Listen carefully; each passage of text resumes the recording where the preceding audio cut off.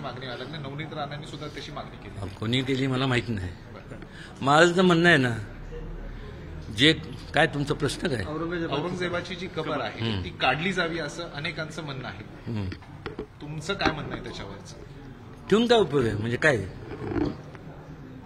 तो लुटायला झाला होता, चोर होता तो, त्याचं उदात्तीकरण काय करायचं? ते कशा करता हे काय?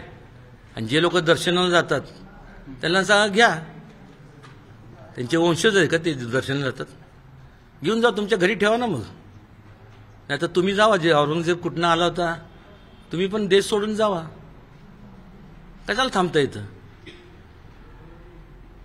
परत कोणतरी म्हणणार हिंदू मुस्लिमचा विषयच नाही या इथले. तुम्ही जर शिवाजी महाराजांचं संपूर्ण जर बघितलं, त्यांचे जवळपास संपूर्ण ज्यांचे आरमारातले चीफ हे ते वेगवेगळ्या ह्याच्यातले होते ना, मुस्लिम समाजातले होते सगळे, भेदभाव कधी केला नाही. असं आहे का? त्यांचे संपूर्ण जवळचे अंगरक्षक सुद्धा संपूर्ण होते. त्यामुळे ही काय हे बाणगुळ, यांना काय खोदून टाकाय नसतं काय, किती लागतं? एक JCB मारला, खापकीने गेलं की गेलं, या टाकून कुठेतरी. धन्यवाद.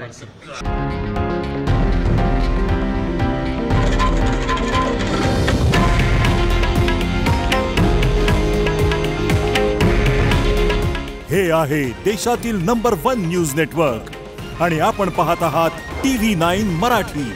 काळजी तुमची, हित महाराष्ट्राचं.